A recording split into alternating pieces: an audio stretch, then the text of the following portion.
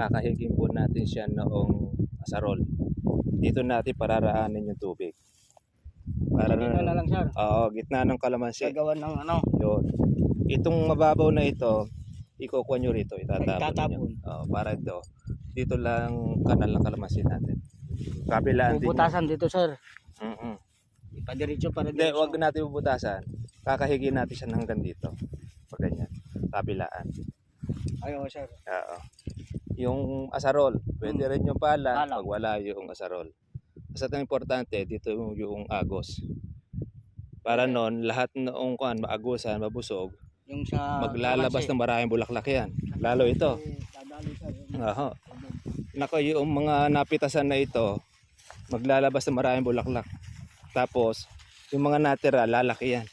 Hindi makalaki yung kalamansi.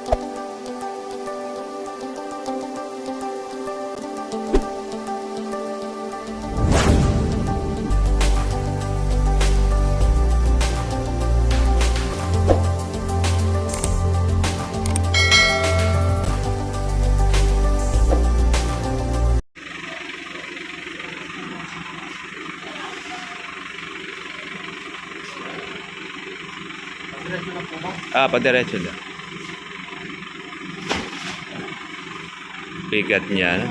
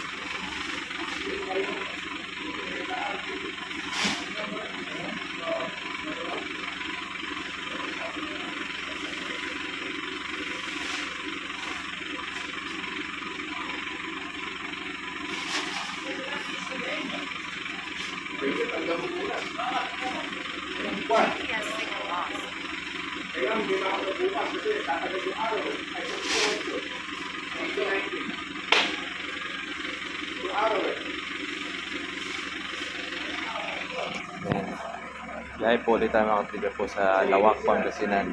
Kulang po yung ating deliver po na abon para doon sa mahigit 2 hektaryang kalamansi.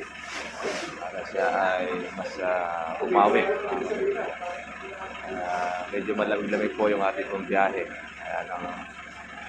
Siyempre natin malalaman ng mamaya kung matraffic. Bukan natin. Okay.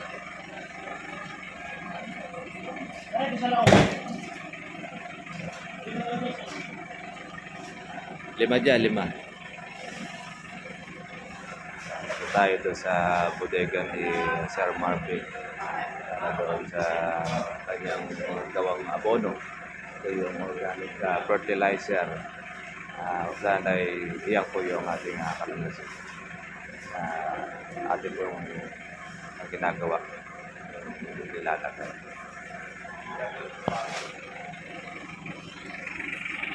Hapon nga, bubuksan din dito. 5 po yung lulan. Ito ang ating sakay-sakay. Yung ating seros. Paano? Ayun na po ako.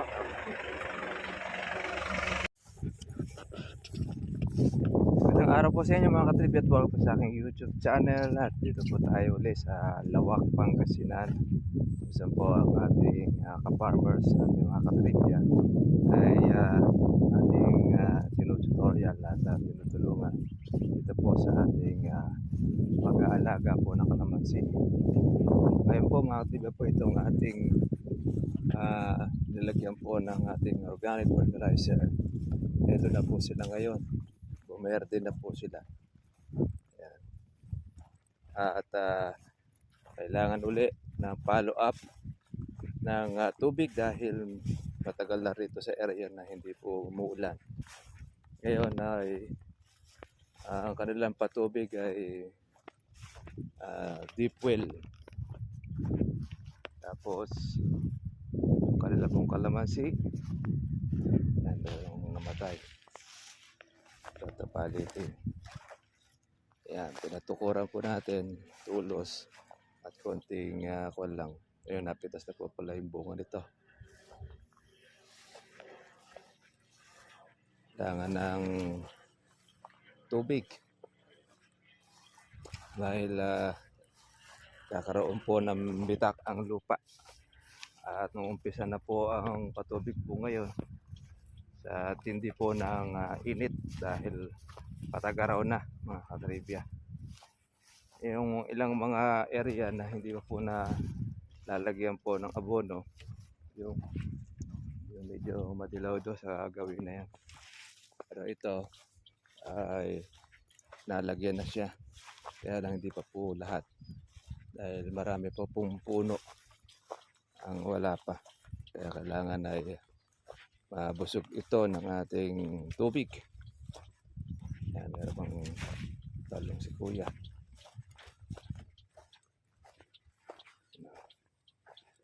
May mga sopang na rin itong ating kalamansi.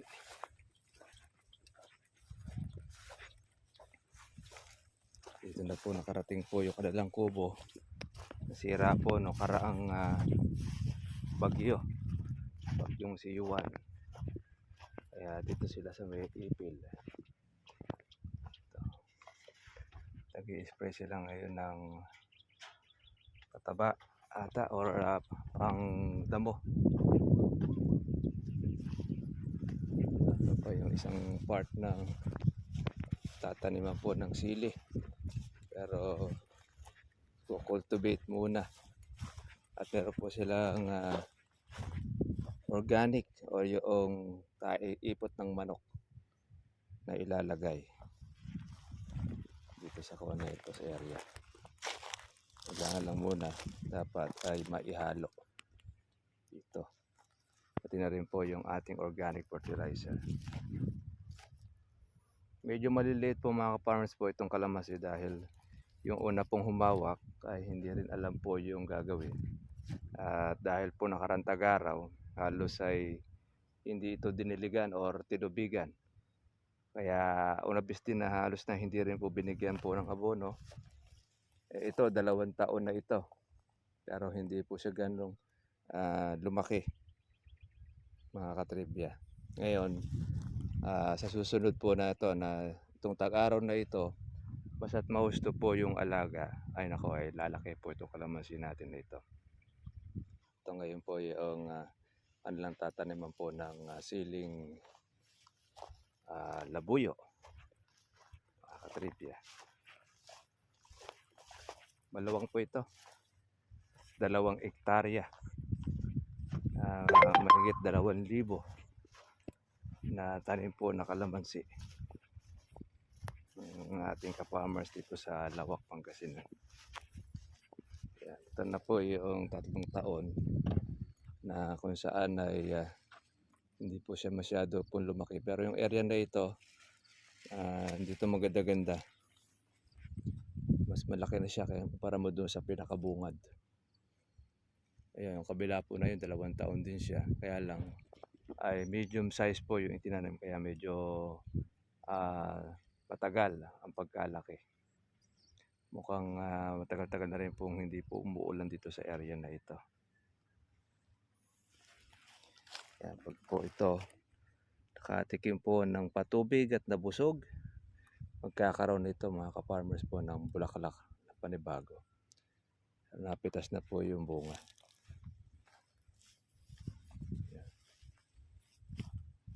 Ayan, o. Yan na siya, mga bukong mga maliliit. Yan na po yung pagka-spray po na nakaraan. Ayan, mga bulaklak. Try natin po yung ating mga ka-farmers.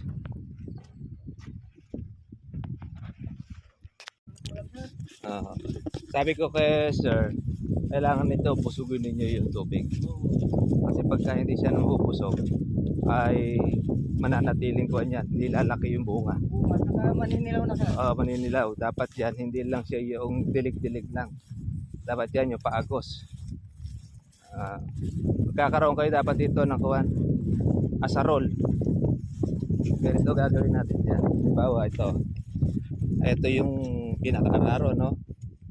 Tatakpan po natin ito. Kakahigin po natin siya noong asarol. Dito natin pararaanin yung tubig. Para Dito na lang, sir. Oo, gitna ng kalamansi. Gagawan ng ano. Yun. Itong mababaw na ito, ikukuha nyo rito, itatapon nyo. Itatapon. Para ito. Dito lang kanal ng kalamansi natin. Kabilaan din. Puputasan dito, sir. Mm-mm. Ipadiretso para Hindi, huwag natin bubutasan. Kakahigin natin siya hanggang dito. Pag ganyan. Kabilaan. Ayaw, sir. Oo. Yung asarol, pwede rin yung pala Pala. pag wala yung asarol. Basta ang importante, dito yung agos. Para noon, lahat noong maagusan, mabusog, Yung sa maglalabas ng maraming bulaklak yan. Lalo ito. Dadali, sir. Aha. Nako, yung mga napitasan na ito, maglalabas ng maraming bulaklak. Tapos, yung mga natira, lalaki yan. Hindi makalaki yung kalamansi dahil hirap sa tubig. Kulang, sir. Kulang dahil yan ang Tulad ng ganyan, sir. nagbibitak eh. Ito, yung mga ganito. Oh, hindi lalaki yan. Tapos malalaglag pa. Malakas naman yung tubig nyo rito eh. Kaya nagpa-provide na ako kay kuya ng hose na magagamit. At least yan, umabot yung maliit. Marami na pinagbago, sir. Opo, tsaka maganda rin dahon. Maganda na. Dati naninilaw yan eh. Hindi pa masyado nakakain ng patabayan. Tubig na, wala. Pag yan ay natubigan pa ng husto, ay litig ang bulaklak niya. Mas marami yan. Kasi yung sa espresso, yung bilin nyo, ginawa ko na yan. Apo, yan, okay po yon. Tapos, ito pag magtutubig kayo at papaagos, dito lang pupunta yan. Bababa, sir, dyan? Pababa lang sa araro. Kaya kailangan, takpan nyo yan. Kakahigi lang natin. Ngayon, wag na po ninyong kakahigi nyo malapit dito sa puno. Oo, sir. Kasi nandiyan yung pataba eh. Pero yung nakaumbok, pwede nyo pantayin. Wow, gaya nito. Yung nakaumbok na yon, pantayin ninyo. Tapos ito, kuha nyo rin eh. Kung sa inyo yung area na mababa, yun yung tatakpan natin. Parang ipapantay lang, sir. Opo, yung ipapantay sa siya. gitna. Para noon, pag pinaagusan natin siya ng tubig, hindi po siya yung sa mababa lang pupunta, kundi pati sa mataas din. Oo, sir. Ito naman po yung isang gagawin yung sila, no? Oo, sir. Ito, pwede na rin siguro yan, sir. Dyan na ipadami ng tubig. Ay po, pwede naman na ito. Oo, sir. Ang gagawin lang po natin dito, ito na siya. Dito, dyan na, sir. Yan, kabilaan dito, Oo. sa araro. Ito, maagusan na ito. Basta hanggang dito yung araro ng kawan. Mababad na yan, sir. Kasi, Pag malakas ang tubig, maaabutan yung kalamansi. Pero pag halimbawa, hindi umabot sa kalamansi, pababawi ninyo itong kuwan na ito, itong araro. Kasi dito lahat mapupunta yung tubig eh. Mapipisan. The same din. Okay na ito, kailangan ito makultivate lang para yung ihahalo ninyo ng tayo ng manok, cultivator. Para nun dyan. Tapos pag magtatanim po ng sili, kukuha nyo lang yung ating pataba. Yun yung ating kukuha. Pasalubong.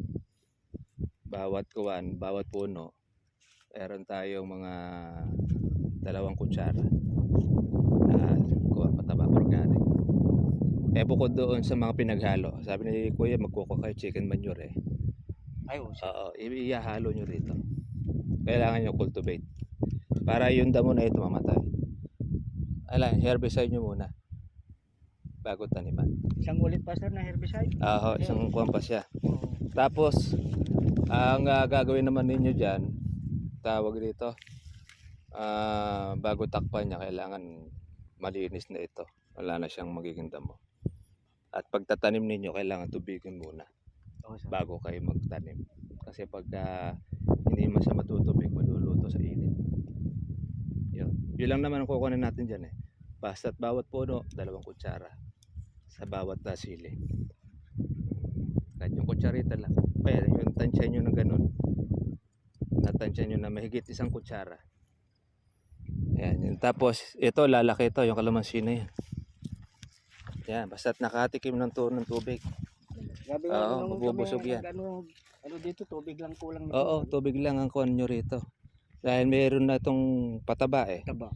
Kasi ito, Pag nababasa lang siya, doon lang siya kakain. Eh ang pataba natin, gusto niyan yung Yan sa ilalim. oo, Tubig. para noon nakikita niyo yung pagbabago niya. Ay, maraming magiging bulaklak yan. Siguro baka ito ang pupunuin ninyo ng sili. Ito yata yung cultivate. Yung pinaano niya sir. Ito yung kanya. Kasi basal ito eh. May plastic multi siguro gagawin niya rito. Lilipat yung ito. Opo. Wala na Hindi yan na. sir. Sira na yun, di ba? Ulit. O, Panibago ulit. Panibago ulit yan. Ayun. Yung masyadong malalim nito, ipababawi ninyo para makakain yung kalamansi ng tubig. Kasi doon lahat mapupunta sa gilid na yun yung kuwan eh.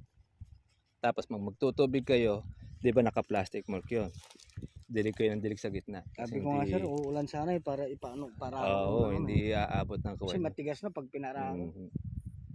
Ito kung tutusin dapat hindi masyadong malapad yung kuwan ninyo eh. Dahil para busog sa tubig magkabilaan aabot eh. Bakit 2 tudling yata bawat isa no? Oo sir. Okay na yan. Dalawa. Para numakuha nyo. Agapan nyo na lang yung dilig dun sa gitna, sa mga butas. Ang kuha ninyo, magtigi-tigisa kayo ng pala o kaya ng asarol para ito, yung mga nakaumbok na yon pabababain ninyo. At doon kayo sa mismong pinakapuno, doon tayo gagawa po ng pinakakanal ng tubig. Puro paagos ang gagawin. Tapos ito, tatambakan sir no? ito naman, lalagyan nyo ito ng harang. Oo sir. Paharang yan. Para na pag nagtubig kayo, hindi tatapon dito. Napupunta dito sir. Oo. Ano ko? Kaya kailangan dyan, pag may harang yan, puro sa kalamansi lang yan. Pansamantala lang kasi pinadiligan ko ng patok sir. Po, pwede yun. Para hindi naman masyado malanta. Oo. Kasi itong lupa ninyo, lupang pila to eh. Hindi siya yung buhagag na talagang lupa eh. Kaya hindi masyadong dapat ito na titigang ng husto. Ito talagang sunod nito sir, bulaklak na marami nito. Yan o. Ganitong, ano. Yung buko ninyong in-spray, buo na oh. Kung di nyo na-spray yan, sira yan. Yan na yung maganda pag naalagaan. Pagka ito ay nakatikip na busog ng tubig, ay lintik ang bulaklak niya. Kung ano yung dami ng bunga na sinuon yan, dodoble yan. Anong pampabulaklak sir na gagawin? O yun na yun, yung ating organic na yun. Oo sir. Yun, hindi pa masyadong nakakain yan yung pataba natin. Dahil hindi pa naman kagad na nabusog ng tubig yan. Yung ganito sir, tulad dito, saan nanggagaling yung gantong niya sir? Nasa kuwan nito, nasa variety na rin ng kalamansi. Hindi Variety, manggagaling sa espiritu sir? hindi. Ang sakit ng kalamansi pagka sa tagulan, lumalabas ang ganitong mga bulutong. Sa nitrogen, sa bunga ng ulan. Pero mawawala yan pag itong tag-araw na ito. Kasi nai-spray na natin ng foliar. Tsaka yung sa init, yung init ng panahon, kumikinis na balat ng kalamansi. Ang importante dyan, yung bunga nito lumaki. Yan. Kasi yung mga pasunod natin, hindi makakalaki ito para magiging inasal ang dating. Yung kalamansi ng inasal, puro ganyan eh. Maliliit. Oo. Maliliit sir. Bawal sa kanila malalaki, malulugi sila. Yan. Sa mga lugawan, patuki ang ganito, yung ganyan size. Pero lalaki pa yan, basta't nabusog na tubig. Kaya nito, dito nyo lang ilalagay. Pagkahig ninyo, hanggang dito. Yan. Kaya nakaumbok siya. Dito dapat nakaumbok. Ito medyo hukay. Tambak. Oo. Pag inagusan nyo siya ng tubig, dire-diretso dun yun. Kailangan ng pabagsak po ninyo ng hose doon po sa mataas para pababa. Pagka mataas dito, pag mababa ito, huwag kayo rito magpapabagsak. Doon kayo sa gitna. Sa lubong to sir eh, sa lubong. Sa lubong. Ayun, tama. Kaya doon ang hose niyo sa gitna na yun. Pababa rito. Kasi nandito yung mababa eh.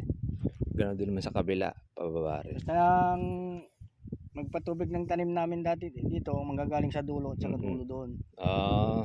Pero Tapos nagkakasalubong naman sila. Hindi, may ano lang konti sa gitna. Kaya Obligado kasi kayo gumamit ng hose para madiligan din yun nandun. Hindi kasi aabot pagka dito eh. Oo, sir. Kaya kailangan talaga meron kayong hose. Madali itong patubigan. Yung mga nakaumbok na yon, patagin ninyo. Dahil mahihirapan kayo sa pagkapatubig yan. Dito lang sa gilid pupunta yung tubig. Kung patukaw lang sir eh, natatapon din pababa. Oo. Ngayon tinututok na lang sa puno. Ay pag nakuha lang mababasa lang ito, hindi masyado magbubulak lang. Parang dilig halaman lang yan. Oo sir. Hindi kagaya pagka yan natigmak ng tubig, doon mo ngayon gagana pataba natin. Tapos yan, makita nyo mumuti sa bulaklak yan. Nakawan niya. Maganda itong tubigan. Malakas naman ang tubig nyo rito. Ayan, ilahid na po natin sila sa pagkakalamansi. Pati rin doon sa sili, the same din siguro, by kuhan yan. Pag dumating na yung chicken manure ninyo, saka nyo siya pa rotovator. Para mahalo siya. Hindi ko alam kung ilan yung kuhan yan. Kung ilang sako. Tansyahin nyo na lang. Bawat isang tudling isang sako. At kung ilang tudling yan, ganun ang kuhan yan. Oo. Para nun, ikakalat ninyo yung chicken manure saka rotovator. Pumunta ako dito, hindi ganito yung tsura niya. Yellowish na yellowish yan. Lalo na yung mga kwan din eh. Yung naiwan na abono sir na pansamantalang complete saka yung sulfate. Yun yung lagay Nilaglag ninyo. ko doon sir. Oo, yun. Medyo nakabawi ng konti. Ay lalo pang babawi yan pagka yung Ano ko sana pag may urea din. Hindi sa urea, wag na tayo masyadong kuwan. Dahil masyadong matapang ang acid niya. Oo. Ang kuwala lang natin dyan yung sulfate. Yung 2100. Oh, sulfate sir. Ako, yun ang kuwan niya. Ako dati gumagamit ako ng urea. Ngayon din ang inaano Oo. kong Pwede nyo itong araruhin. Pag inararo itong gitna na ito na hindi na siya tataniman, puro dito na ngayon ang tubig mo. Itong pagitan na ito, wala na yan. Puro kalamansi na concentrate. Halimbawa, gaya ito, medyo malaki na ito. Ito, pwede ka pa magtanim na dito na isang tudling. Oo sir, pwede pa. Pwede pa. Pero sa susunod na taon, hindi ka na pa pwede magtanim dito ng gulay. Ay, lalaki Kasi na to, sir, maglalaki na siya. lalaki na to. Mag-aabot na yan. Pagka naalagaan to masyado yung sa tubig saka lalong gaganahan ngayon dito yung mga pipitas. pero sa pag-abono sir, isang buwan abono ulit. Apo, ako ngayon, hindi. Ito na kasi malaki na ito, every 2 months na yan. Ang pag-abono. Ang pag-abono. Kasi ito, meron na siyang lagay. Habang nagtutubig pa tayo dyan, pwede.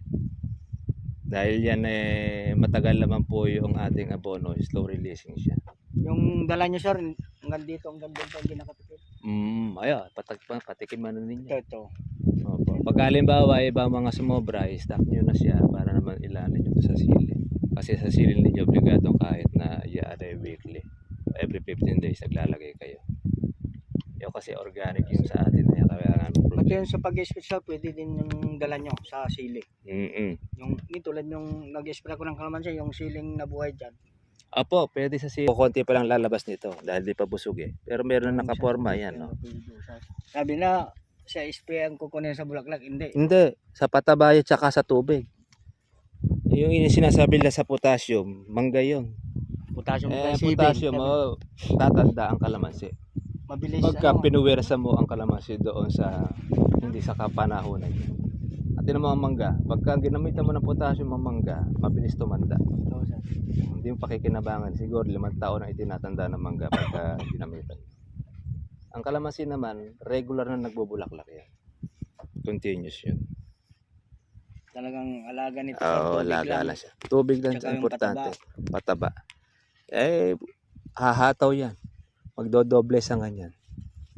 Yan. Kaya lang ngayon medyo siya hirap dahil matagal na hindi umulan. Yung bansot sir, lumaki na. Yun, di ba? Nakita niyo po, nagsupang na, ano? Yung mga bansot. Dati-rati, wala pang kasupang-supang yan dati. Maliit pa. Ngayon, tinan mo. Pagkabandang huli yan, aabutan dito yan. Maghahabulan yung dalawa na yan. Medyo maiiwalan ng konti yun, doon sa may dulo. Ayun, doon sir. Yun, doon sa may kuha na yun. Yun yata medyo nasaktan eh. Oo. Yan. Pero dito sir, umahabol na. Pero bumabawi na rin sila. Continuous lang yan. Mas maganda itong tagaron na ito, makabawi siya para susunod na tag-ulan, ay dodoble na laki niya. Yan ang sikreto sa kalamansi. Ang buhos ng pag-aalaga, karaniwan, sa tagaraw. Huwag kang mapapatlangan dito ng tubig, lalo ganyan mga bata, dahil masasaktan sila. Kailangan talaga dyan, masuplayan mo siya. Parang yung kuha, sa tao, supply mo ng pagkain. Pag nagkulang ka ng pagkain dyan, mababansot yung anak mo. Bago ihulog yung abono sir, mag-ano muna kami. Ayusin muna ninyo po yung daanan nitong tubig. Para nun, dito lang kayo magpapatubig niya. Pala or asarol. Para lahat kayo Sinabi na ni magkakalagay. sir na magpo-provide daw. Magkukuha lang yun. At nakakapanood naman si sir sa vlog naman natin. Oo, sir. Sinabi ko rin sa kanya na magpupuan sila ng pala. Tsaka ng asarol. Basta rolo. Para gamit nyo yun. Kada patubig, yun ang inyong kakalikayin para magparehas ang patubig. Ngayon lang naman yan, pero sabi ni sir darating yung pagkakataon, puro hose na gagamitin dyan. For the Tulad dun sa meantime. kabila, sir. Para Nandyan ganun. lang, Switch lang. Oo, sir. Ganun din ang plano niya rin dyan. Kailangan muna natin para Kasi hindi po masayang yung kuwan niya. Gawa lang muna ng kanal.